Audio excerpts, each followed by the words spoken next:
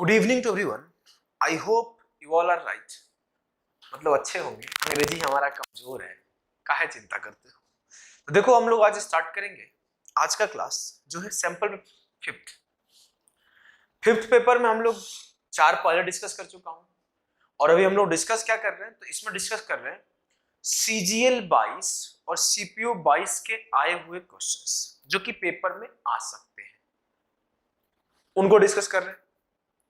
Classes में अभी recorded format में ही दे रहा हूं, लाइव के लिए थोड़ा टाइम नहीं मिल रहा है, कुछ इश्यूज चल रहे हैं मेरे घर में, तो उस वजह से मैं टाइम नहीं मिलता। तो मैं किसी भी टाइम में, कभी रात में, कभी सुबह में, कभी मॉर्निंग, कभी दोपहर, कभी इवनिंग, कभी भी रिकॉर्ड कर देता हूँ मैं तब भी, लेकिन याद से गुड इवनिंग ही बोलता हूँ। रीजन क्या है, ये इवनिंग में ही क्लास पब्लिश होगी, तो मैं गुड इवनिंग बोल लेता हूँ। आप लोगों को आदत भी हो गई है शाम के समय ही क्लास देने का। तो आ जाओ आज का सेशन स्टार्ट करते हैं। आप लोग आई होप कि चारों सेशन देख लिए होंगे। पेपर देने जाने से पहले 2 बार उसको रिवाइज भी कर लेना।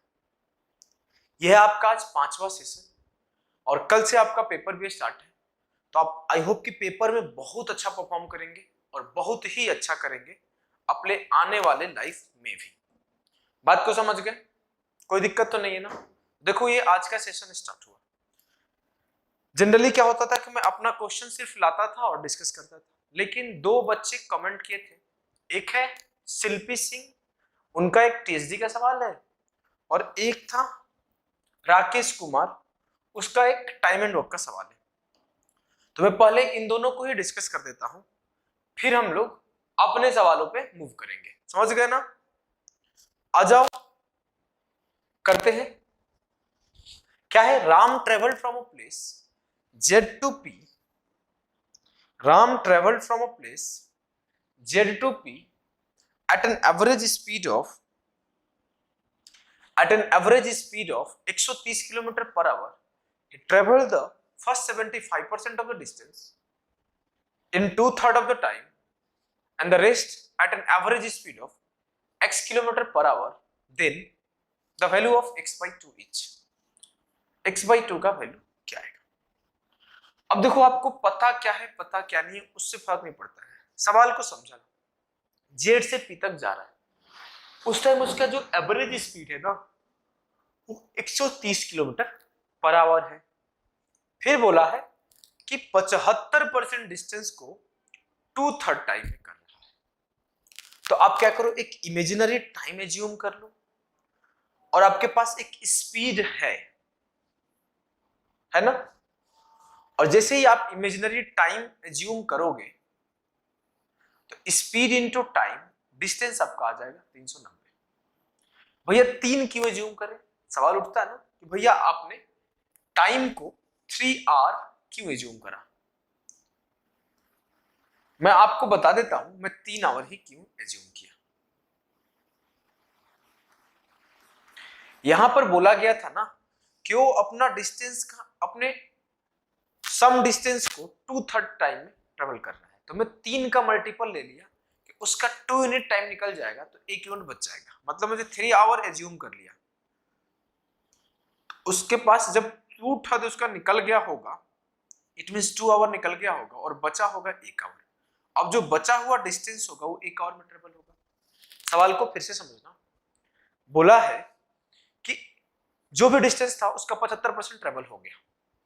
ट्रेवल हो गया ना? बोलोगे हाँ। तो 390 का 75% ट्रेवल हो गया तो बचा कितना? 25%।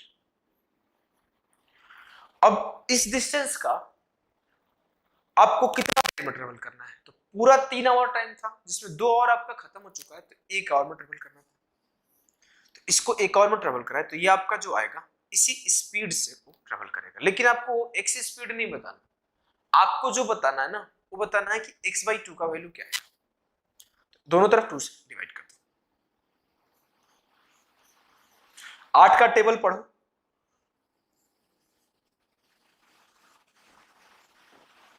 8 चौके 32, 8 आठे 64, 8 सते 56, 8 पांचे 40।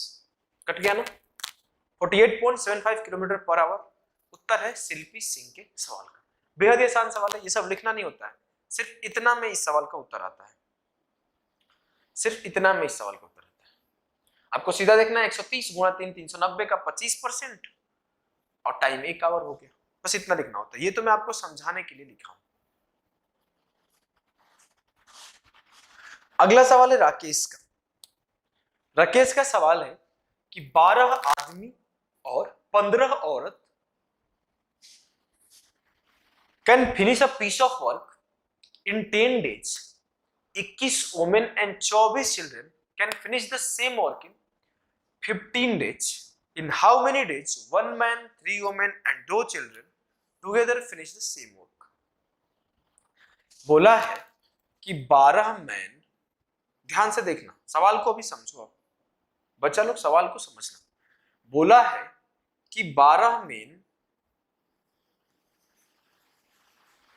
प्लस 15 वुमेन किसी काम को 10 दिन में करते हैं। फिर अगले ही लाइन में बोला है कि 21 ओमेन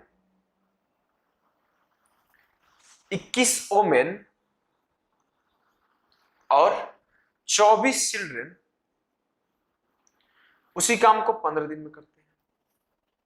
यही बोला है ना, बोलोगे हाँ।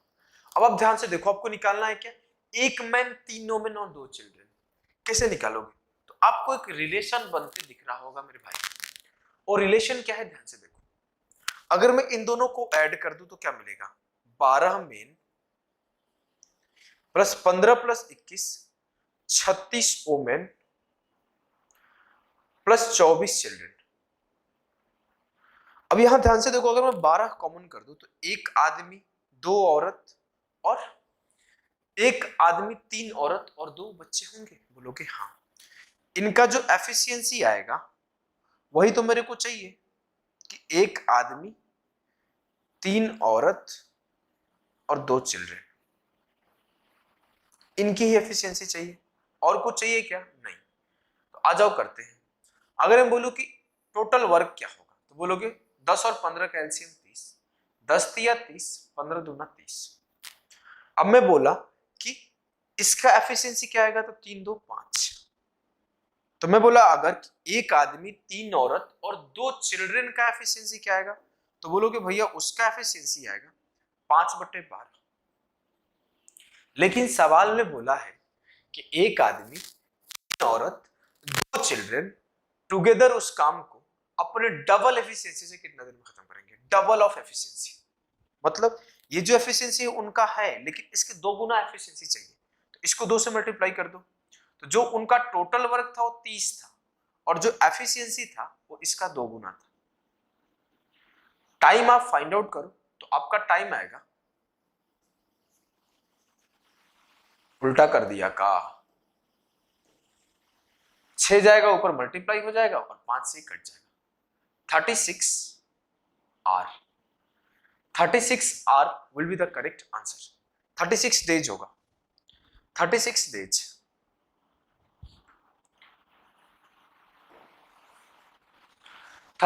days will be the correct answer of this question। किसी को कोई दिक्कत तो नहीं है ना, आसानी से हो गया। आ जाओ अगले सवाल को आप सॉल्व करने का कोशिश करो। देखो अब ये हम लोगों का सवाल है, जो ये कल मैं होमवर्क दे दिया था, और आगे 3-4 सवाल 5 सवाल 10 सवाल और कर लेंगे, धीरे धीरे जितना हो पाएगा उतना कर लेंगे। ज्यादा लंबा सेशन नहीं रहूंगा, क्योंकि वैसे भी मैं भी बोर होने लगता हूँ रिकॉर्डेड सेशन में, सामने कोई दिखता नहीं है। ऑफलाइन सेशन होता है तो ऑफलाइन में मैं बताऊं कि 3 घंटे 4 घंटे भी कंटिन्यू खड़ा रह जाए तो मेरे को बिल्कुल बोरियत नहीं होता, क्योंकि सामने दिख रहे होते हैं लोग, उनसे थोड़ा बात कर लिया, थोड़ा हंसी मजाक कर लिया, थोड़ा उनके प्रॉब्लम के बारे में जान लिया, थोड़े उनके घर वालों के बारे में जान लिया। इवन मैं क्लास के बाद भी ऑफलाइन में 1 घंटे 2 घंटे डाउट सॉल्व कराता रह जाऊं, ऐसा मेरा हैबिट है। और ऑनलाइन में जब लाइव होता है ना, तो लाइव में 2-3 घंटे 4 घंटे बाद में थक जाता हूँ, 2-3 घंटे में ही थकने लगता हूँ, क्योंकि दिखता नहीं है, और लोग कंटिन्यूस थोड़ा बहुत बात करते हैं तो उससे तो चल जाता है। थोड़ा बात कर लिया, किसी का कोई डाउट सॉल्व कर दिया, किसी पे 4 कमेंट कर दिए, ऐसे करके चल जाता है। फिर आता है ये रिकॉर्डेड सेशन। यहाँ मैं चुपचाप अकेले खड़ा हूँ, मेरे सामने एक कैमरा है, दरवाजा पूरा बंद है, गर्मी ज्यादा लग रहा था तो आज एसी चल रहा है। बस अकेले ही कैमरे को देखकर बात करना, कैमरे को ही पढ़ाना थोड़ा सा ना बोरिंग है। फिर भी मैं क्लास को इंटरेस्टिंग बनाता हूँ, पढ़ा के, जोक्स क्रैक करके नहीं, और इधर उधर की बातें करके नहीं। कोशिश करता हूँ मैं जितना हो सके कम ही बात करूँ, फिर भी थोड़ा बहुत तो आ ही जाता है ना, इंसान है। तो आ जाओ हम लोग भाई इस सवाल को सॉल्व करेंगे, और आगे जो भी अच्छे सवाल होंगे ना, सारे के सारे सवालों को सॉल्व करेंगे। देखो भाई कैसे करोगे यार, इस दिया हुआ है कि अल्फा है या फिर वही है, जो भी मान लो। बोला है find the value of tan 320 degree minus tan 310 degree बटे 1 plus tan 320 degree into 1 into tan 310 degree. ऐसे दिया है ना, और कुछ तो नहीं दिया है, बिल्कुल भी नहीं दिया है। दो तीन तरीके से सोच सकते हो, सब सोचने के ऊपर है, ऐसा नहीं। देखो मैं एक तरीके से सोच के आपको दिखाता हूं, आराम से देखो कि क्या लिखा हुआ है। ये लिखा हुआ है tan 320 माइनस 310, यही लिखा हुआ है ना, इसी का फॉर्मूला है। मतलब tan 3 का वैल्यू निकालने के लिए बोल रहा है, और कुछ तो नहीं बोल रहा है। आसान भाषा में ये भी सोच सकते थे। यहां पहुंचना थोड़ा डिफिकल्ट है। रीजन क्या है, आपको एक बार tan 20 पर जाना पड़ेगा, फिर tan 10 पे जाना पड़ेगा। ये सोचने का मैं तरीका डेवलप कर रहा हूं, ऐसा नहीं बोल रहा हूँ आपको यही ऐसे ही करना है, यही करो, इसके सिवा कोई ऑप्शन नहीं, यही बेस्ट ऑप्शन, ऐसा बिल्कुल नहीं। मैं आपका बस थॉट प्रोसेस को चेंज करने का बात कर रहा हूं कि दिख रहा है कि नहीं दिख रहा है। ये दिख रहा है ना, कल को कुछ नहीं करेगा, यहां पर cot 80 का वैल्यू आपको दे देगा कि 5 है, आपको cot 80 का वैल्यू दे देगा 5 है, और बोलेगा कि इसका वैल्यू क्या होगा, तो आप बोलोगे भाई इसका वैल्यू 5 होगा। बात तो बराबर है ना, एकदम बराबर, चंगा है बात। अब देखो ऐसे आपको करना नहीं था, आपको करना कैसे था,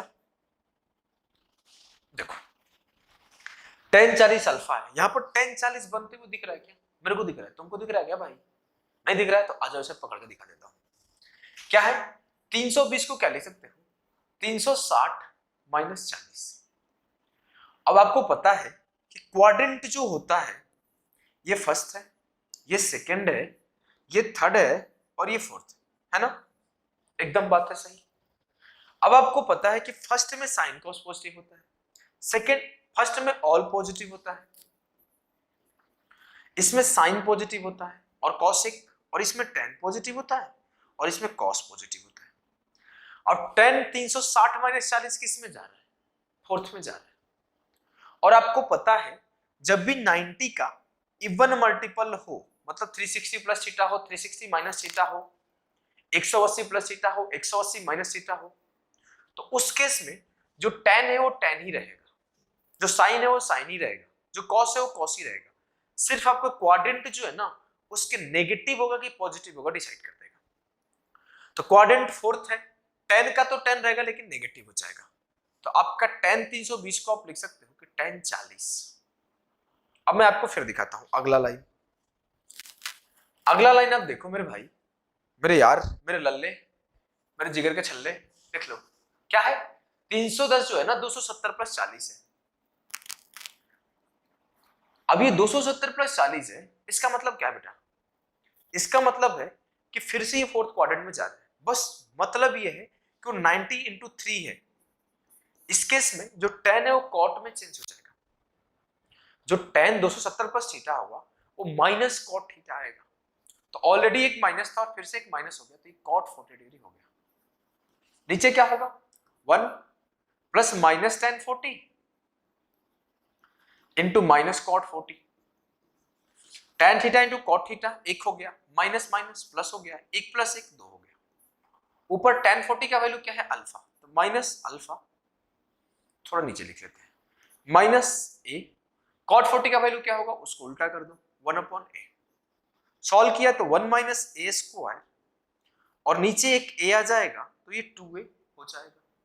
कोई दुख, कोई दर्द, कोई परेशानी तो नहीं है ना, होगा तो बताना है। उत्तर हो गया आपका ऑप्शन 3, उत्तर हो गया आपका ऑप्शन 3। चलो आ जाओ अगले सवाल को देखो, आ जाओ अगले सवाल को देखो क्या है, सीजीएल का ही आया हुआ सवाल है, सॉल्व करने का कोशिश करना है। सवाल है which of the following statement is correct? कौन सा स्टेटमेंट करेक्ट है? चलो सॉल्व करो। बोला है कि the value of 100 square minus 99 square plus 98 square minus 97 square plus 96 square minus 95 square plus 94 square minus 93 square till 2 square minus 1 square. आसान भाषा में देखो तो अगर इसको आप ए स्क्वायर बोलो और इसको बी स्क्वायर बोलो तो आप बोलोगे कि ए स्क्वायर माइनस बी स्क्वायर बराबर होता क्या है भाई? वो होता है ए प्लस बी इंटू ए माइनस बी। सही है? बोलोगे हाँ। अगर मैं 100 का स्क्वायर माइनस 99 का स्क्वायर लिखूं तो ये क्या होगा? 100 प्लस 99 और 100 माइनस 99 और ये क्या आएगा? 1। मतलब इस दोनों को सॉल्व करने पर मेरे को क्या मिल रहा है? वो मिल रहा है 100 प्लस 99। अगर मैं इस दोनों को सॉल्व करूं तो क्या मिलेगा? 98 प्लस 97। अगर मैं इस दोनों को सॉल्व करूं तो क्या मिलेगा? 96 प्लस 95। इस तरीके से मैं लास्ट वाले को सॉल्व करूं तो क्या मिलेगा? 2 प्लस 1। आसान भाषा में मेरे को निकालना क्या था? जो मेरे को निकालना था ना कि सम ऑफ नेचुरल नंबर का फॉर्मूला। अच्छा, सबको पता है सम ऑफ नेचुरल नंबर आया कैसे? चलो मैं एक इंटरेस्टिंग फैक्ट बताता हूं। ऐसे ही ध्यान में आ गया तो बता देता हूं। वैसे कोई जरूरी नहीं है इसको जानना। अब अकेला हूं, बोर हो रहा हूं तो खुद ही तो एंजॉय करना पड़ेगा ना। देखो, मेरे को नाम नहीं याद आ रहा है, जो ये दिए थे फॉर्मूला मेरे ध्यान से उतर गया। जिसे मैं कहानी बताता हूं।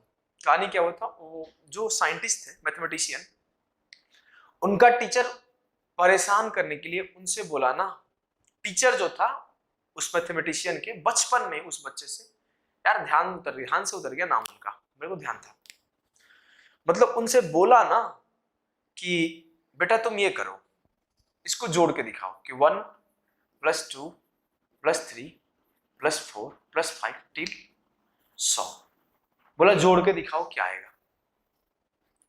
तो उसको ये बात बोला गया। उसको लगा कि बहुत देर तक जोड़ेगा, क्योंकि वो बहुत इरिटेटिंग बच्चा था, बहुत सारे क्वेश्चंस करता था टीचर से। तो टीचर उसको उलझाए रखने के लिए ये सवाल दे दिए। लेकिन वो तो टीचर को फिर से परेशान करेगा। वो क्या किया, कैसे ऐड किया? देखो वो ऐड कैसे किया। बोला ना कि 1 से लेके 100 तक था। एक बार फिर से मैं अगर 1 से लेके 100 तक इसमें एक बार और जोड़ दूं और फिर इसको 2 से डिवाइड कर दूं तो बात बराबर। अगर कोई मेरे को बोले कि 5 प्लस 7 क्या होगा, तो मैं भी बोलूं कि एक बार इसमें 7 और 5 और ऐड कर दो और जो दोनों आएगा 12 प्लस 12 24, इसको 2 से डिवाइड कर दूं तो मेरा उत्तर आ जाएगा 12। बोलोगे हाँ आ जाएगा। तो यही काम किया क्या कि 1 से लेके 100 तक मास्टर जी लिखे थे, तो फिर से उल्टा लिख दिया। 100 plus 99 plus 98 plus 97 plus 96 dot dot dot dot 1 तक, और बोला सबको ऐड कर दिया। जब सबको ऐड करा तो उसको पेयर मिलते गए। यहां पर 101, यहां पर 101, यहां पर भी 101, यहां पर भी 101, यहां पर भी 101। तो टोटल नंबर कितने थे? 1 से लेके 100 तक। तो जो उसको मिला वो क्या मिला? 101 गुना 100। लेकिन तो 2 बार ऐड है, एक ही बार ऐड करना था तो उसको 2 से डिवाइड कर दिया। तो ये जो आया ना, काटने के बाद जो आएगा 5050 आएगा।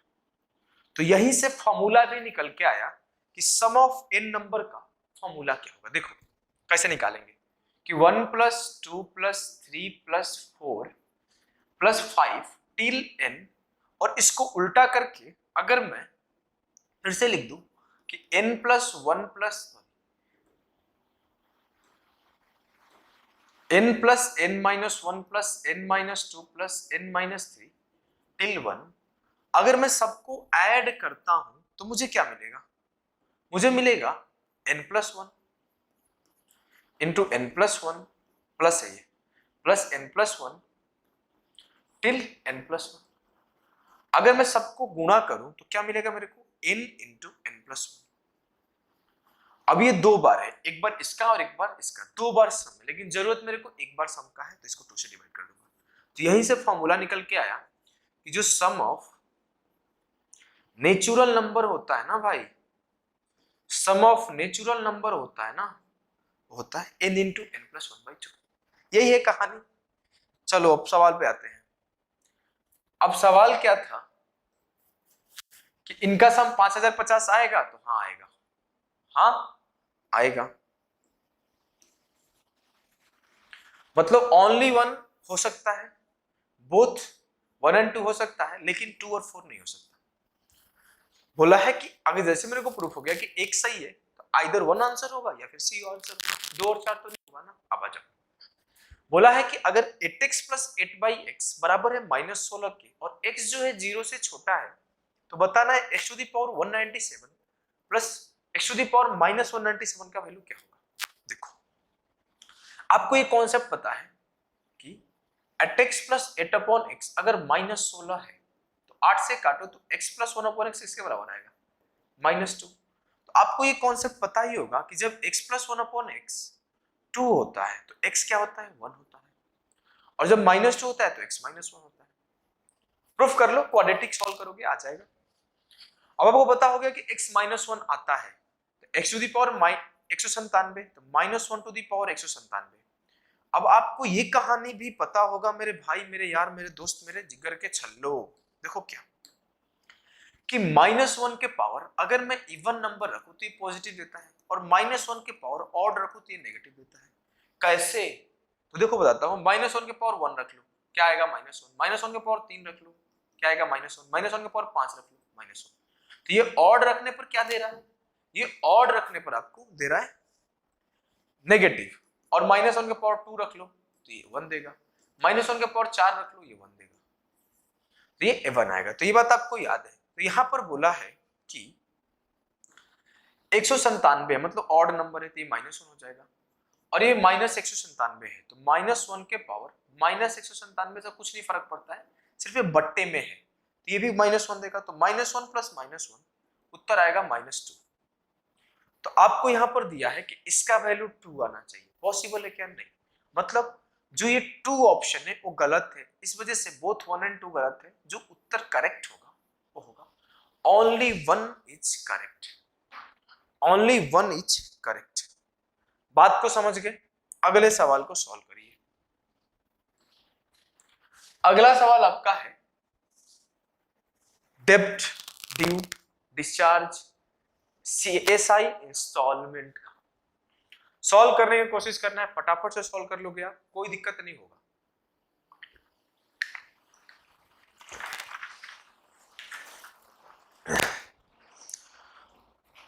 देखो बोला है कि what annual installment will discharge a debit, नहीं डेब्ट होना चाहिए, डेब्ट of 5664 in 4 years at 12% simple interest. बोला है कि 12% साधारण ब्याज पर 4 वर्षों में 5664 के ऋण को कौन सी वार्षिक किस्त से भुगतान किया जाए। आप मान लो कि 4 साल में पे करना है तो कितने इंस्टॉलमेंट पे करना होगा, 4। अगर एक इंस्टॉलमेंट 100 रुपया का हुआ तो 4 इंस्टॉलमेंट 400 का। अब पहले साल तो 12% इंटरेस्ट पे करेगा, लेकिन जब 100 पे कर देगा तो अगले 3 साल तक इंटरेस्ट बचाएगा उसके ऊपर का। तो कितना बचाएगा, 12 12 12 36%। उसके बाद कितना बचाएगा, 24%। उसके बाद कितना बचाएगा, 12%। तब तक खत्म हो जाएगा। ये टोटल वो पे करेगा। कितना हुआ टोटल, 36 24 60 12 72 472। लेकिन ओरिजिनली उसका पेड कितना होगा, 5664। तो 472 यूनिट बराबर है, 472 यूनिट बराबर है 5664 के। तो 100 यूनिट का वैल्यू निकाल लो, काटाकुटी मचाओ। 8 से कट रहा है क्या, 8 5 40, हाँ 8 से कट रहा है, काटो पहले। 8 5 40, 8 9 72, 59 बार में गया। 8 7 56, 8 8 64। देखो कितना बार में जाएगा, एक बार में गया, 12 बार में जा रहा है। देखो 59 एकम 59, 59 दूना 118, 1 यूनिट बराबर है 12 के, तो 100 यूनिट बराबर होगा 1200। 1200 will be the correct answer of this question. कुछ करना था क्या, हल हुआ था 20 सेकेंड, इससे ज्यादा नहीं। चलो एक आपके सामने चोर पुलिस का एक सवाल आया, सीपीयू में भी पूछा गया, भर भर के ऐसे सवाल सीजीएल में पूछे गए। सीजीएल 22 प्री में इस कॉन्सेप्ट के ऊपर भर भर के सवाल पूछे गए हैं। अब देखो तो मेरे को लगता है 20 सवाल तो आपको मिल ही जाएंगे, 10 से 20 सवाल मिल जाएंगे सिर्फ इस कॉन्सेप्ट के ऊपर। चलो कैसे करोगे देखो, बोला है a thief is spotted by a policeman from a distance of 250 meters. When the policeman starts the chase, the thief also starts running. Assuming that the speed of the thief is 10 km per hour and that of the policeman is 12 km per hour, how far would the thief have run before he is caught? बोला है एक चोर जो है ना spot होता है policeman से 250 मीटर दूर पर, मतलब यहाँ पुलिस खड़ा है वहां चोर खड़ा है 250 मीटर दूर। अब क्या होता है आगे देखो, आगे ये हो रहा है कि पुलिसमैन दौड़ना मतलब पकड़ने के लिए दौड़ना शुरू करता है, चेज स्टार्ट करता है। फिर बोला है कि थीफ ऑल्सो स्टार्ट्स रनिंग, उसी टाइम पर चोर भी भागना शुरू करता है। मान लेता हूं कि एक ट्रैक था, यहां पे थीफ था, यहां पे पुलिस था, इन दोनों के बीच का डिस्टेंस 250 मीटर था। कोई दिक्कत है क्या, नहीं। अब देखो फिर बोला है कि जैसे ही पुलिस दौड़ना शुरू किया चोर भी दौड़ना शुरू किया, और कितना दूर बाद वो पकड़ लिया, मान लेता हूं इतना दूर बाद पकड़ लिया। इस सर्टेन पॉइंट पर चोर भी यहीं था और पुलिस भी यहीं था, पकड़ा गया। तो आपको जो समझना है मेरे भाई, मेरे दोस्त, मेरे यार, मेरे प्यार, मेरे मोहब्बत, क्या समझना है? समझना यह है ना कि जितना देर तक चोर दौड़ा उतना ही देर तक पुलिस दौड़ी, क्योंकि जैसे ही चोर दौड़ा वैसे ही पुलिस दौड़ा। दौड़ा कि नहीं दौड़ा, एकदम दौड़ा। अब देखो यहां पर एक चीज जो समझ में आया कि जो टाइम है ट्रेवल करने का वो सेम है बोथ द केस में। और आपको कॉन्सेप्ट पता है कि जब टाइम जब सेम होता है तो जो स्पीड होता है और डायरेक्टली प्रोपोर्शनल होता है डिस्टेंस के, और डायरेक्टली प्रोपोर्शनल होता है डिस्टेंस के, है ना। अब स्पीड क्या है, थीफ का स्पीड 10, पुलिस का स्पीड 12, तो इनके डिस्टेंस का भी रेशियो जो होगा वो 12:10 ही होगा। ये पुलिस ये थीफ, इट मींस 6:5। इसका मतलब है कि जो पुलिस के द्वारा चला गया डिस्टेंस होगा वो 6 यूनिट होगा, और जो चोर के द्वारा चला गया डिस्टेंस होगा वो 5 यूनिट होगा। तो जो 1 यूनिट एक्स्ट्रा पुलिस चला वो क्यों चला है, उसको 250 मीटर एक्स्ट्रा कवर करना है। तो 1 यूनिट किसके बराबर है, 250 की। 1 यूनिट किसके बराबर है, 250 के। तो बोला गया थीफ कितना दूर चला है पकड़ाने से पहले, थीफ 5 यूनिट चला है, तो 250 गुणा 5 125, मतलब 1.25 किलोमीटर, 1250 मीटर है। अगर वो पूछता कि पुलिस कितना दूर चला है तो 25 छक्के 150, 1.5 किलोमीटर। लेकिन यहां पे आपसे चोर के बारे में पूछा गया है, तो ऑप्शन बी जो है ना बेटा, ऑप्शन बी है करेक्ट आंसर। चलिए आइए अगले सवाल को देखते हैं। अगला सवाल भी सीपीयू 9 नवंबर फर्स्ट शिफ्ट का आया हुआ सवाल है। कोशिश करना है धाकड़ तरीके से आपको सॉल्व करने का। कैसे करोगे देखो, कैसे करोगे, सॉल्व कर लिए क्या, इतना तेज भी नहीं करना था, आराम आराम से करो। बोला है कि सेक थीटा -1 बटे सेक थीटा +1 बराबर है cosec theta minus cot theta. तो इनका वैल्यू बताना है। इनका वैल्यू कब बताना है, जब सेक थीटा -1 बटे सेक थीटा +1 बराबर है cosec theta minus cot theta का। इनका वैल्यू क्या है, इंटीजर है। मैं बोला कि अगर मैं थीटा को 45 डिग्री पुट कर दूं तो क्या कोई तक दिक्कत होगा क्या, नहीं, बिल्कुल नहीं। तो करो ना, थीटा में 45 पुट किया तो ये क्या हुआ, √2 - 1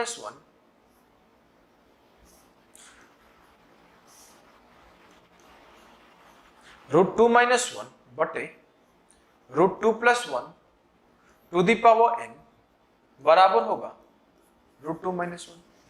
sec 45 √2 होता है, cosec 45 √2 होता है, cot 45 1 होता है। अब मैं इसको रेशनलाइज किया तो ऊपर नीचे √2 - 1 से मल्टीप्लाई कर दो तो ऊपर क्या हो जाएगा √2 - 1 का होल स्क्वायर और नीचे क्या होगा 2 - 1 1, तो बात खत्म। ये किसके बराबर है √2 - 1 के। अगर मैं बेस बराबर को देखते हुए पावर को इक्वेट कर दूं तो n का वैल्यू क्या आएगा 1/2।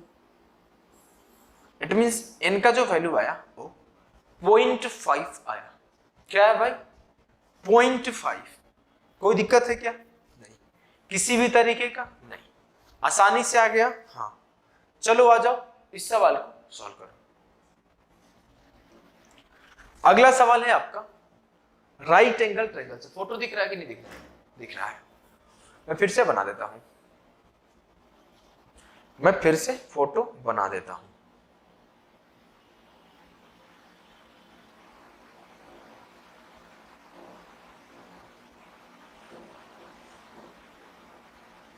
देखो ये तो लाल हो रहा है, बहुत पतला भी हो रहा है भाई, थोड़ा मोटा होता तो ठीक भी था। इसको थोड़ा हैवी करना चाहिए।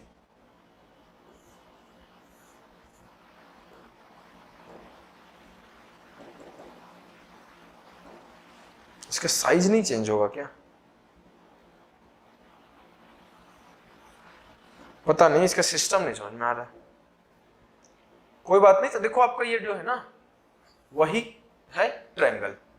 अभी आपका बी पॉइंट है, ये आपका सी पॉइंट है, ये आपका ए पॉइंट है, ये आपका डी पॉइंट है, ये डी है, ये ए है, ये बी है और ये सी है। बोला है कि इन द गिवन फिगर, दिए गए फिगर में ए बी जो है वो 8 है, ए सी जो है वो 17 है, तो ये आपको बी सी बता दिया 15 है। कैसे 8 15 17 जो होता है वो एक ट्रिपलेट होता है। अगला लाइन देखो क्या है,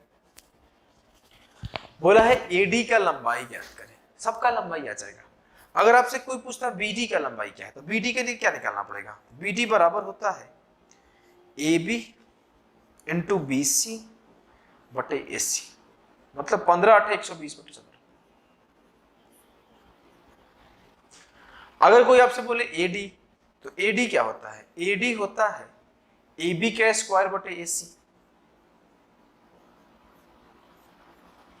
मतलब 8 का स्क्वायर 64/17।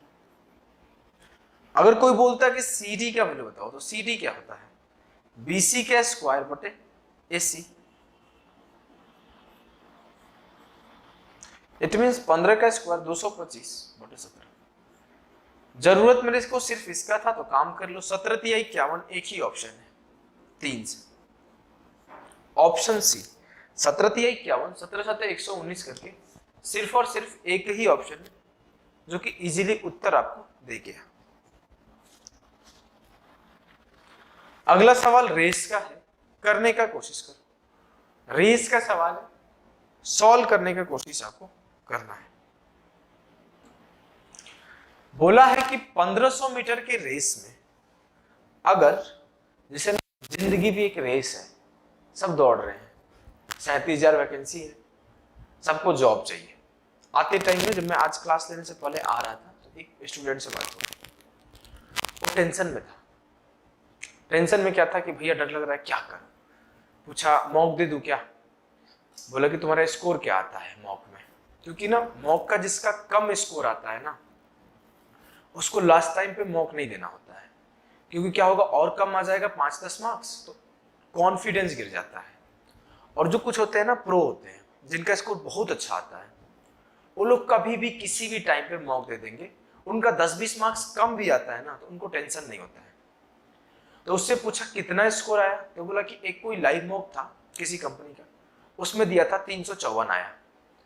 तो इसको मैं सीरियसली लूं या ना लूं, वो मेरे से पूछा। तो मैं बोला कि रैंक और परसेंटाइल क्या है, तो रैंक पता नहीं 100 के राउंड था 12-15 हजार लोगों में। तो मैं बोला परसेंटाइल भी अच्छा है रैंक भी अच्छा है, तुम क्यों टेंशन ले रहा है। तो बोला इसके पहले भी 350 आया था, मैं बोला तुम लोगों को टेंशन दे रहा है क्या, आसपास वालों को, तुम बहुत अच्छे जगह पर है। फिर भी वो परेशान था। मैं कुछ बातें किया, लगभग 10 मिनट बात किया, समझाया, बहुत सी बातें समझाया। लास्ट ईयर मेंस का ये स्टूडेंट है, उसका स्कोर भी काफी अच्छा है मेंस में। शायद टीयर 3 में उसको ना 35 मार्क्स मिल गया था, इस वजह से उसको 21 में फाइनली सिलेक्शन नहीं होगा। लेकिन फिर भी वो मेंस में 190 या 1 पता नहीं कितना किया था, ध्यान नहीं, 190 के राउंड किया था।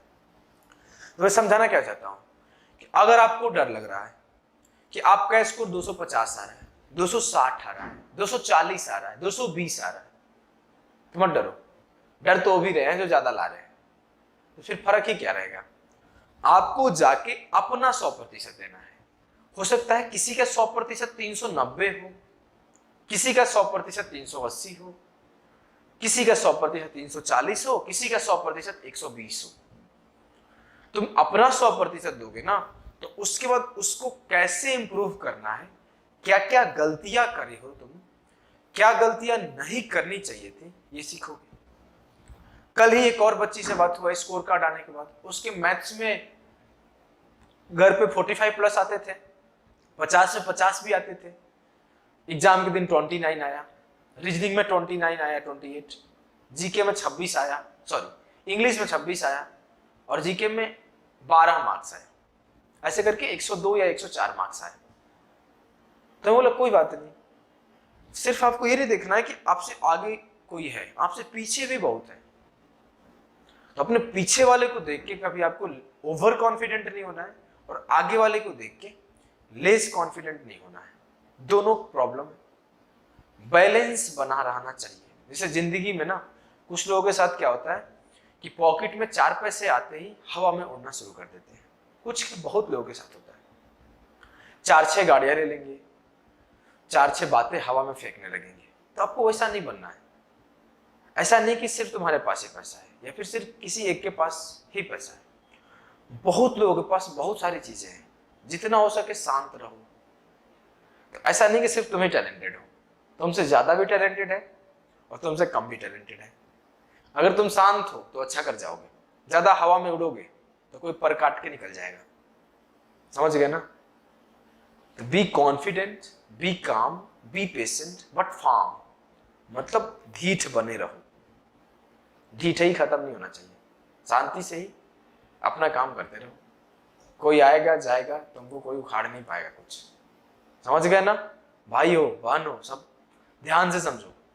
क्या होता है ना, बहुत लोग इस टाइम पे ना परेशान हो जाते हैं, बहुत ज्यादा परेशान हो जाते हैं। उनको लगता है कि उनका लाइफ भी कुछ नहीं होगा, खत्म हो जाएगा, मेरा नौकरी नहीं होगा तो क्या होगा, मेरी शादी नहीं होगी, मेरी बाबू को कोई और लेते जाएगा। ये सब नहीं होगा, बाबू भी बदल जाएंगे, सब कुछ मिल जाएगा। थोड़ा इंतजार तो करो। चलो आ जाओ, सवाल को सॉल्व करते हैं। In a 1500 meter race, vehicle P gives Q a start of 200 meter, then vehicle P wins the race by 8 seconds. Alternatively, if vehicle P gives vehicle Q a start of 400 meter, the race ends in a dead heat.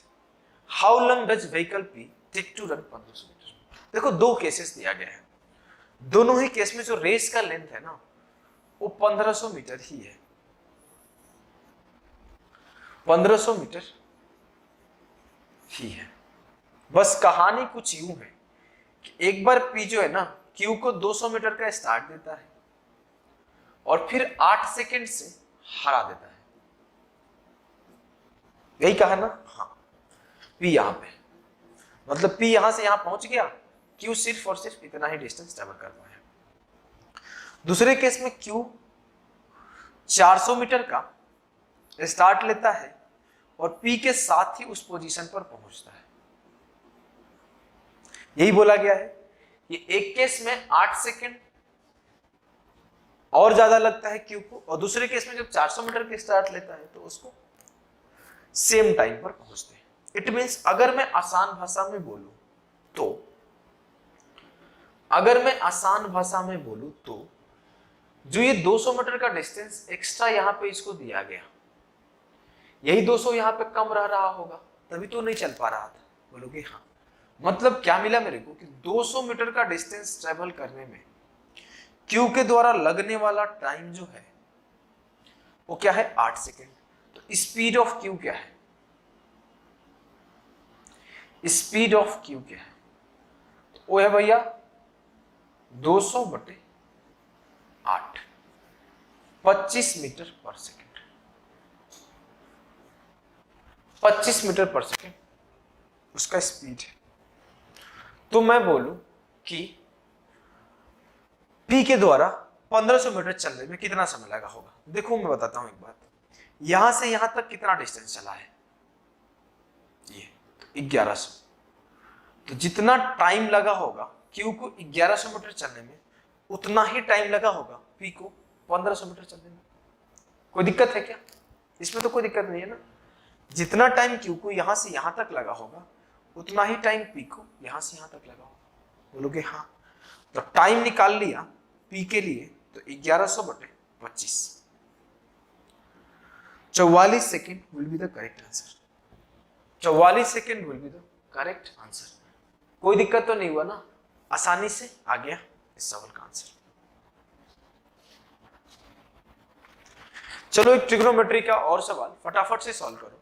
बोला है कि tan square alpha बराबर है 3 + Q square के, तो sec alpha plus tan cube alpha into cosec alpha का value क्या होगा।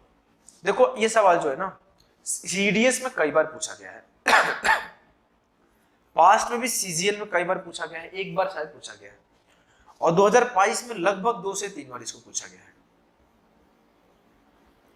तो आपको याद रहना चाहिए, एनडीए वगैरह में पास्ट में पूछा गया है। कैसे करेंगे देखो,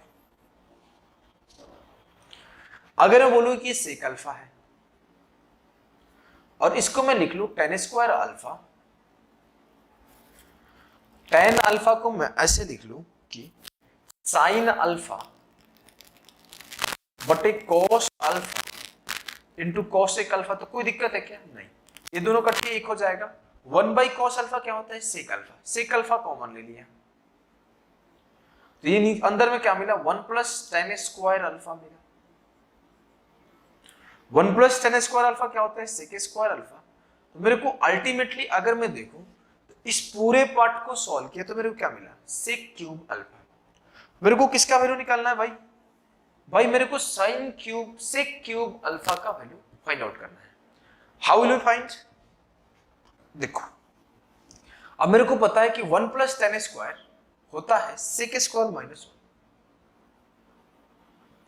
सेक स्क्वायर -1।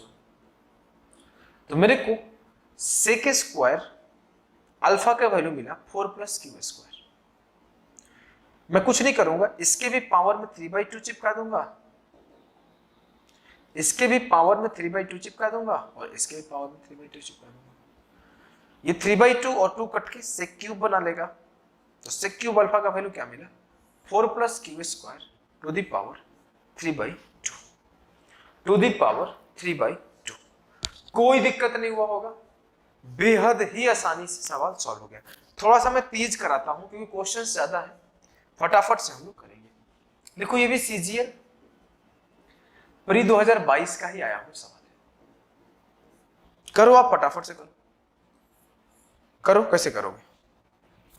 क्या है? y बराबर है 1 + √3 + √4, तो आपको 2y to the power 4 - 8y cube - 6y square plus 28y - 84 का वैल्यू निकालना है। कैसे फाइंड आउट करोगे?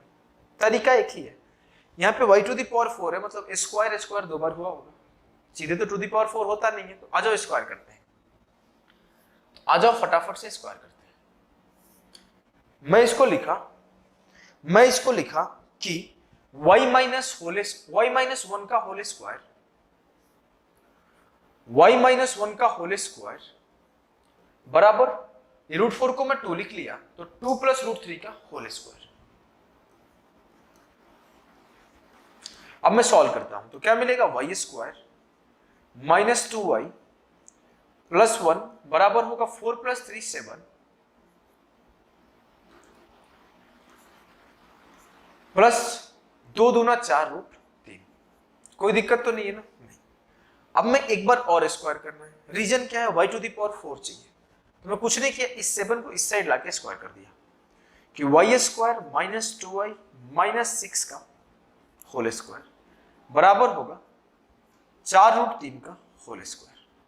ये किया तो क्या होगा, y to the power 4 plus 4y square plus 6 का स्क्वायर 36 माइनस 2 दूना 4y into Y square 4y cube, 2 छक्के 12 दूना 24y और 2 छक्के 12y स्क्वायर बराबर क्या होगा 4 चौका 16 या 48।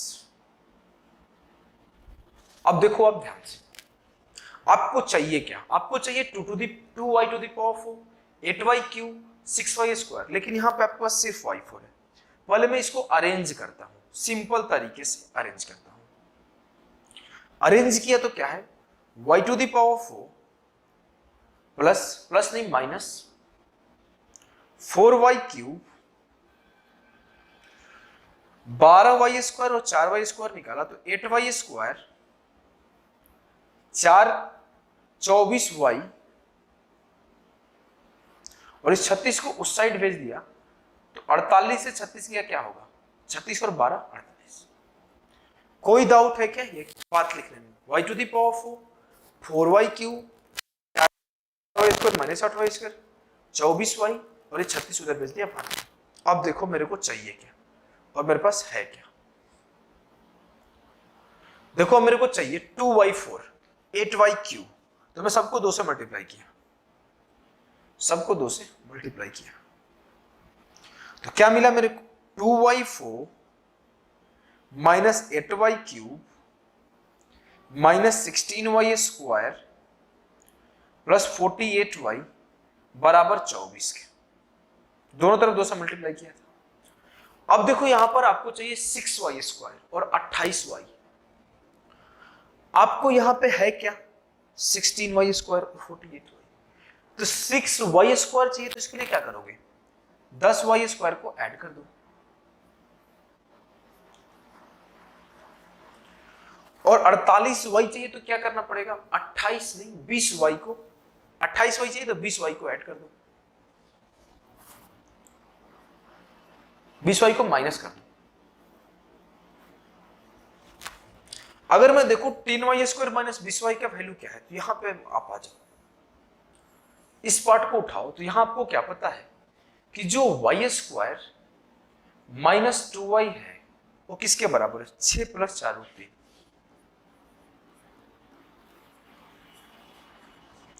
तो यहां आपको मिला कि 10y माइनस 20y का जो वैल्यू है 60 प्लस 40√3 है, 60 प्लस 40√3 है। मतलब इसके जगह पे उस साइड में क्या लिख सकता हूं, 60 प्लस 40√3।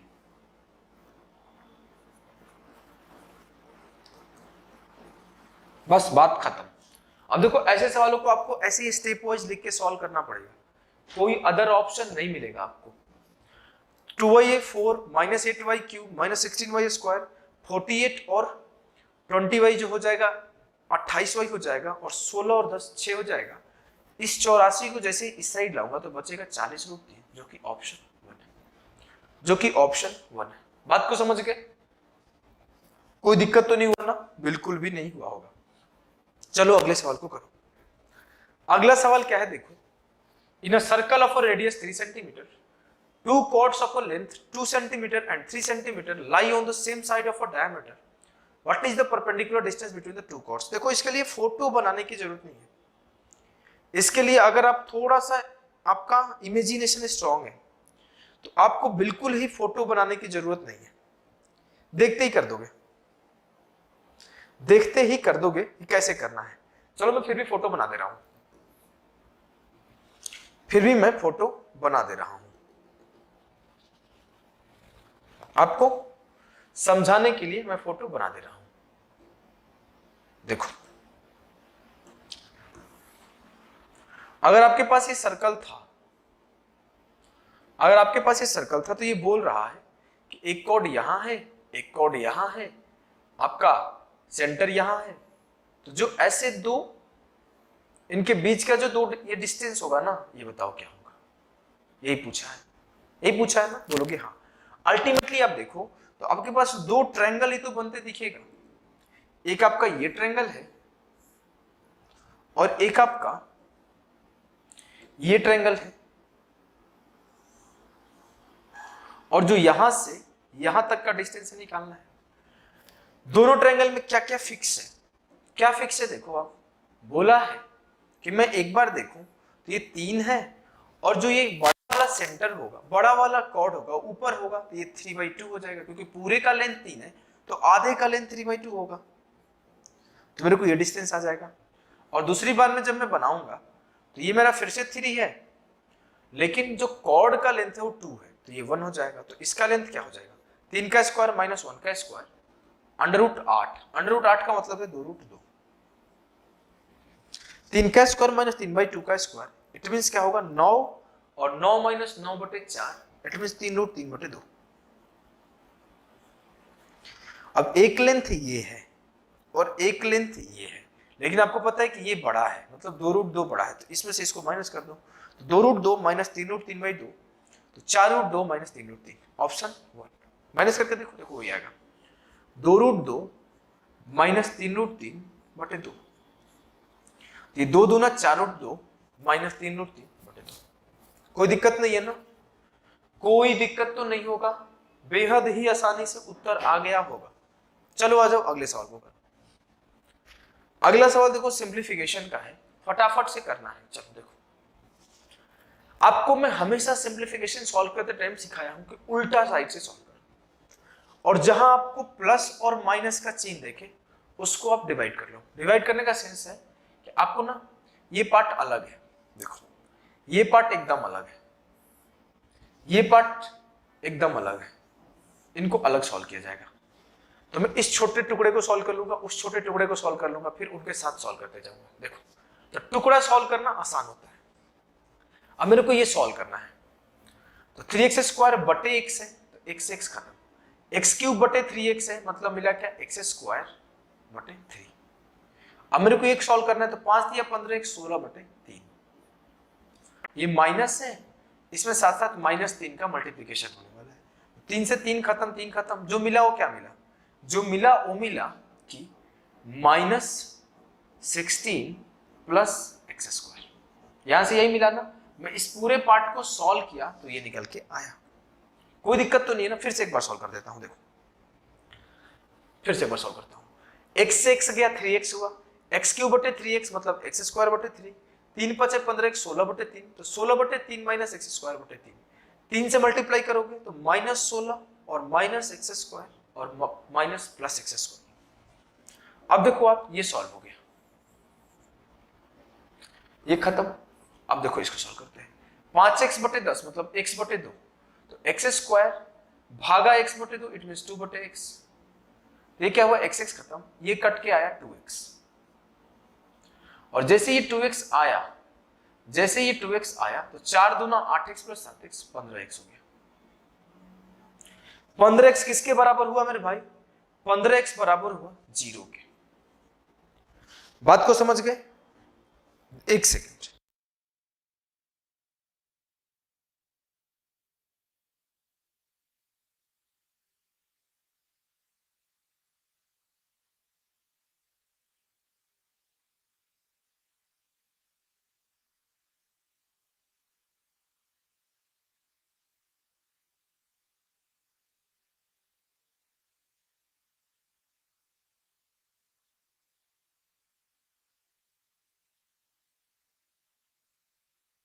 देखो क्या है, अब इसको आप सॉल्व करो, क्वाड्रेटिक सॉल्व करना है, सिंपल दिख रहा है, 16 माइनस x 16 आंसर होगा और एक 1 आंसर होगा, फिर भी सॉल्व कर लेते हैं। देखो कैसे करेंगे, x² plus 16x minus x minus 16 बराबर 0। कहीं एरर हुआ है क्या, -16 आते हुए दिख रहा है। What is the difference between the two value of x। चलो ठीक है, ये उत्तर नहीं होगा, सवाल ठीक से पढ़ना होता है। ये लाइन देखो क्या लिखा हुआ है कि उन दोनों के बीच में डिफरेंस बताना है, जो दो वैल्यू आएंगे। तो आपको देखो क्या है, एक आएगा x का वैल्यू -16 और एक आएगा x का वैल्यू 1, तो 1 माइनस -16 मतलब 17 will be the correct answer, 17 will be the correct answer of this question. बात को समझे या नहीं समझे? बात को समझे कि नहीं समझे? कोई दिक्कत तो नहीं हुआ ना? कोई दिक्कत नहीं हुआ होगा? बेहद ही आसानी से आपका उत्तर आ गया है। चलो अगले सवाल को सॉल्व करो आप।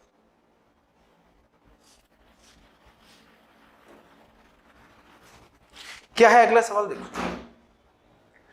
if the 8-digit number 1 2 3 4 5 6 xy is divisible by 8, then the total possible pair of xy are। कौन ऐसा बच्चा है जो देखते ही आंसर टिक कर देगा बिना पेन उठाए? है किसी में दम? किसी में ये दम है कि देखते ही सवाल का आंसर टिक कर देना है बिना पेन उठाए?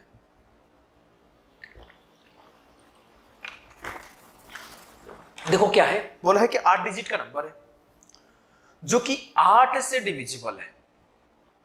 और 8 से डिविजिबल का मैं कंडीशन आपको सिखाया हूं कि 2 कंडीशन होते हैं। लास्ट का 3 डिजिट तो चेक करना होता है, साथ साथ आपको यह भी चेक करना होता है कि 1 मिनट,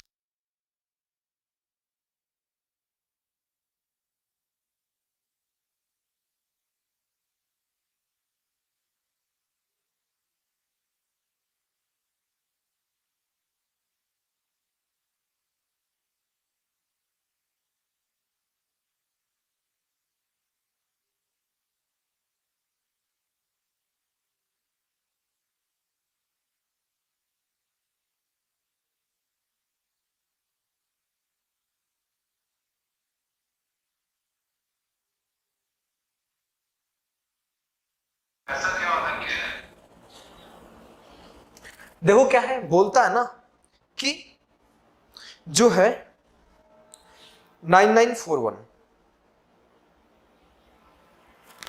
9941। देखो मेरे घर वाले ना ऑर्डर करके ही मेरा ही फोन नंबर दे देते हैं और नंबर तक सुबह में ट्रांसफर कर दिया जाता है, इसका कॉल पिक कर लेना। चाहे क्लास ले रहे हो चाहे कुछ भी कर रहे हो, आपको नंबर पिक करना ही करना है। सब जगह जीत जाओगे आप, एक जगह हार जाना होता है।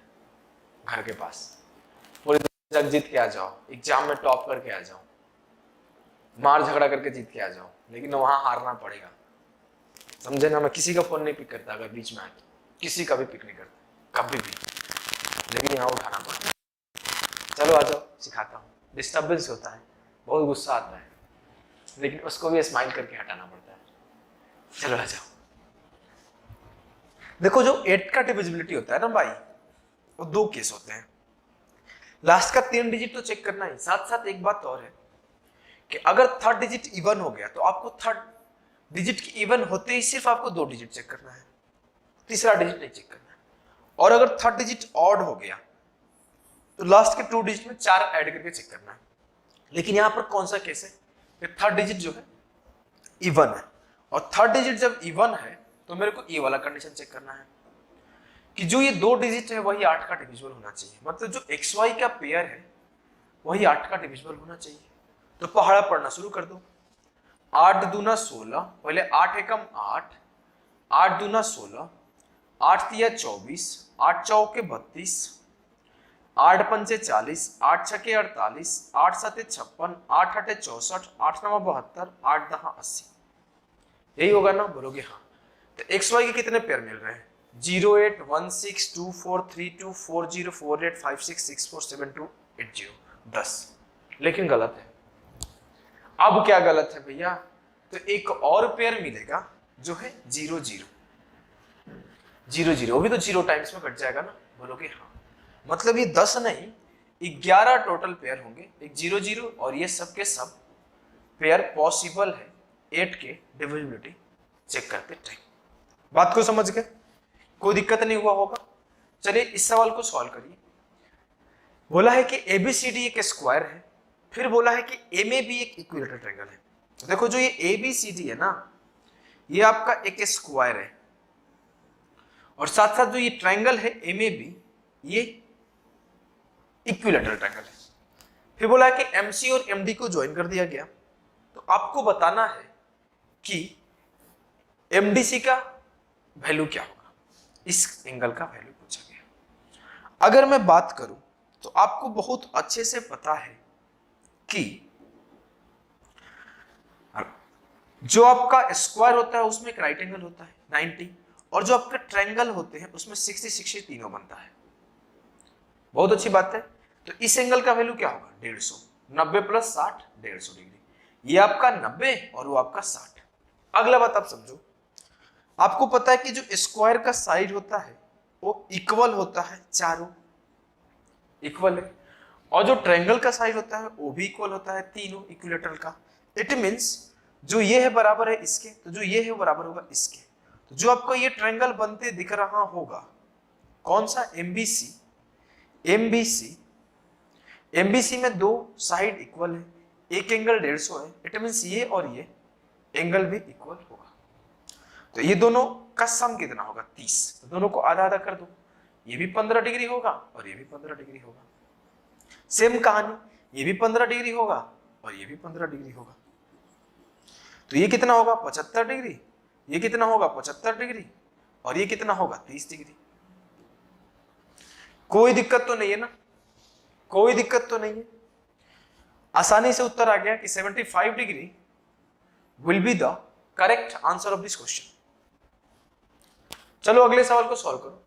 बोला है a shopkeeper advertises for selling cloth at 7% loss, however by using a false scale of length.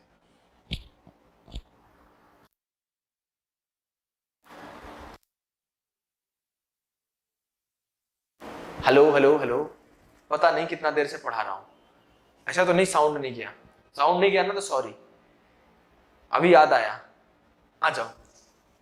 A shopkeeper एडवर्टाइजेज, ऐसा नहीं बीच में छोड़ के गाली देना शुरू कर देना नीचे जाके, एक तो घर वाले ऐसे भी तक गए हुए हैं, आप लोग कम से कम थोड़ा सुन लो।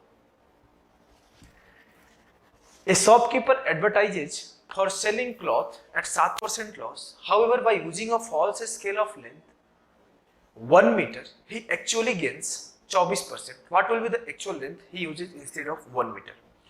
1 मीटर की जगह कितना वो लेंथ दे रहा है जब वो बोल रहा है कि हम 7% लॉस पर बेचेंगे। इट मींस बोल रहा है कि 100 का आर्टिकल में 93 में बेचूंगा, और फिर कर क्या रहा है ना कि वो 1 मीटर के जगह 1 मीटर के जगह x मीटर डिलीवर कर रहा है, 1 मीटर के जगह x मीटर डिलीवर कर रहा है, और फिर जो उसका प्रॉफिट परसेंट हो रहा है ना वो क्या हो रहा है 24%, मतलब 100 का चीज 124 में रिटर्न आ रहा है।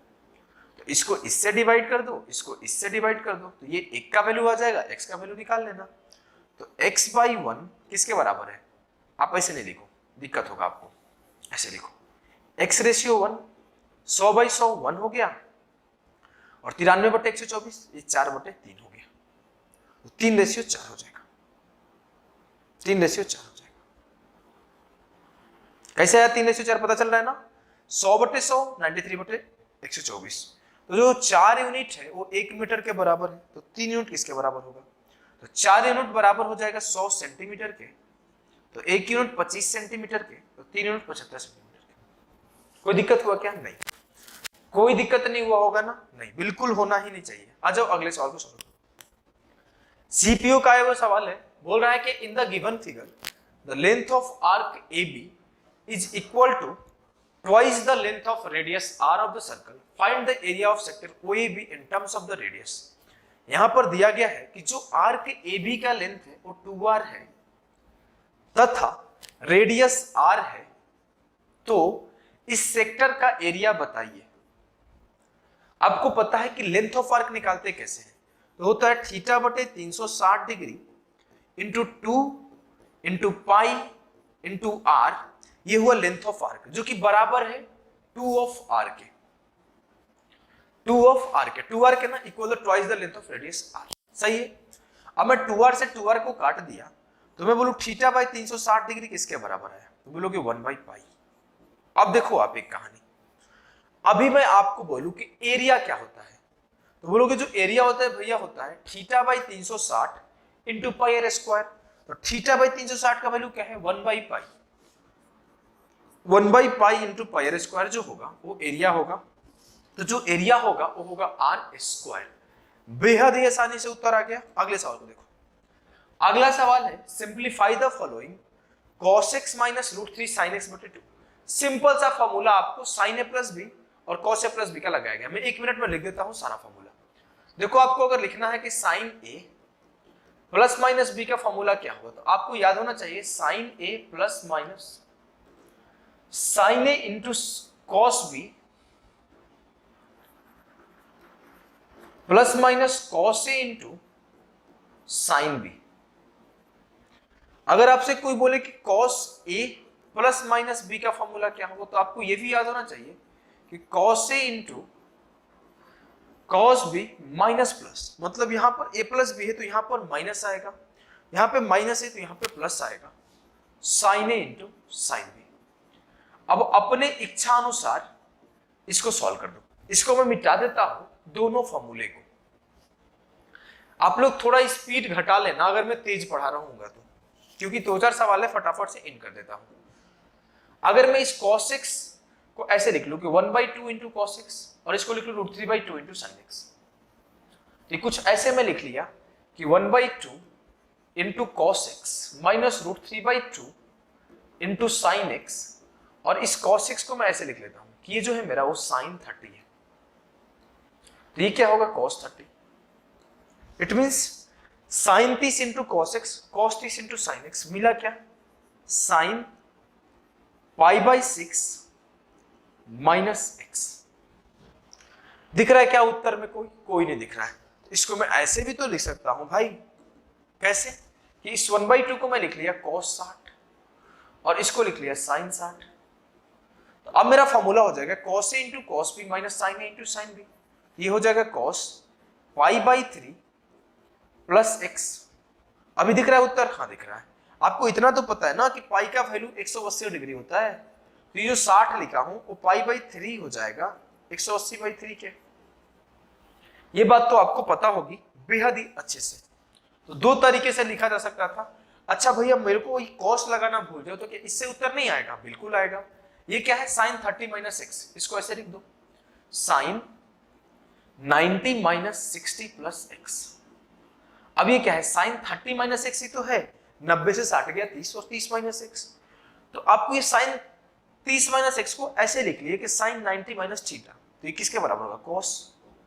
कॉस थीटा के बराबर होगा, तो ये कॉस 60 प्लस एक्स के बराबर होगा। अल्टीमेटली ये दोनों बराबर ही तो है। बोलोगे हाँ। उत्तर क्या हुआ? 3। अगले सवाल पे आ जाओ। अगला सवाल क्या है? बोला है Raju Ravi Ashok contested an election, 5% of the votes polled were invalid. 5% invalid हो गया, अवैध हो गया। फिर बोला है कि राजू 30% टोटल वोट का पाता है। राजू जो है वो 30% पाया टोटल वोट का, रवि जो है 32% पाया टोटल वोट के। The winner got 5136 more votes than the person who received the least number of votes. जो जीतने वाला है 5136 एक्स्ट्रा वोट पाया है हारने वाले से, जो सबसे कम जिसके पास मिला है उससे।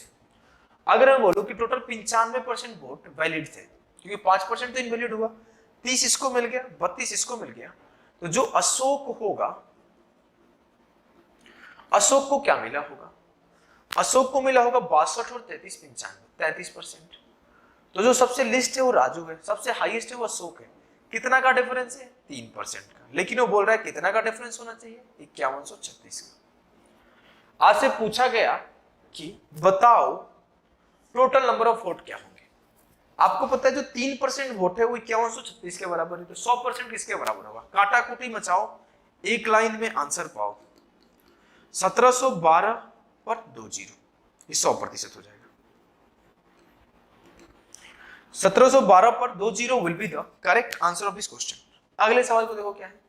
आया हुआ है सीजीएल प्री का x² माइनस 5x प्लस 1 बराबर 0, then the value of x to the power 6 plus x to the power 4 plus x² plus 1 का वैल्यू क्या होगा? नीचे में 5x क्यूब भी है। देखो अगर हम बोलो इसको क्या लिखा हुआ है, तो ध्यान से आप देखोगे, अगर मैं सबको x से डिवाइड कर दूं तो ये क्या है? x प्लस 1/x बराबर 5। अगर मैं इन सबको 5 को अलग कर लूं, अगर मैं 5 को अलग कर लिया और फिर मैं बोलूं सबको x क्यूब से डिवाइड कर दो, तो x टू द पावर 6 को जब x टू द पावर 3 से डिवाइड करोगे तो एक्स क्यूब मिलेगा। फिर एक्स टू दी पावर 4 को जब एक्स क्यूब से डिवाइड करोगे तो ये एक्स मिलेगा। एक्स स्क्वायर को एक्स क्यूब से डिवाइड करोगे तो 1/x मिलेगा। और जब 1 को एक्स क्यूब से डिवाइड करोगे तो 1/x क्यूब मिलेगा। अब देखो x प्लस 1/x का वैल्यू क्या है 5, और जब x प्लस 1/x 5 है तो x cube plus 1/x cube क्या होगा भाई, होगा 5 का क्यूब माइनस 3 इंटू 5 मतलब 110।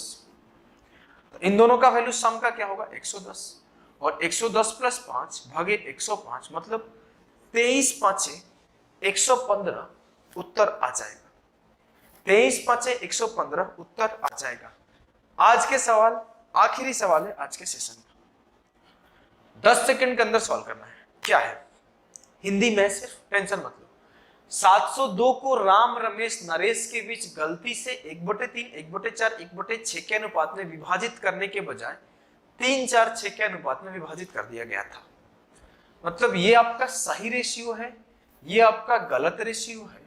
तो बोला गया कि सबसे अधिक किसने और कितना लाभ प्राप्त किया। अब बांटना था 1/3 1/4 1/6 में, बांट दिया गया 3/4 6 में। तो अगर हम बोलूं बांटा गया जो अमाउंट है वो सेम है ना, बोलोगे हाँ, पहले भी 702 ही बांटा गया और अभी भी 702 ही बांटा गया है। तो मैं इसको ध्यान में रखते हुए पहला काम क्या करता हूं, इसको नॉर्मल रेशियो में देखता हूं। 1/3 1/4 और 1/6 है, उसको मैं 12 से मल्टीप्लाई कर दिया तो वो क्या हुआ 4 तिया 12 3 चौके 12 और 6 दूना 12 और 3/4 में बाद में बांटा गया। मतलब ये आपका करेक्ट है, ये आपका रॉन्ग है। लेकिन बांटे जाने वाला अमाउंट तो दोनों ही केस में सेम है ना बेटा, बोलोगे हाँ। तो ये क्या होगा 4 3 7 2 9, ये क्या होगा 4 3 7 6 13। यहां 9 यूनिट बांटा गया, यहाँ 13 unit. How can it possible, दोनों जगह इक्वल अमाउंट बटना चाहिए, बोलोगे हाँ। तो पहले इक्वल किया, ऊपर वाले को 13 से मल्टीप्लाई किया, 13 चौके 52 13 तिया 39 और 13 दूना 26। इसको 9 से किया, 9 तिया 27 9 चौके 36 9 छके 54। अब आपसे बोला गया कि 3 लोग थे, एक राम था, एक रमेश था और एक नरेश था।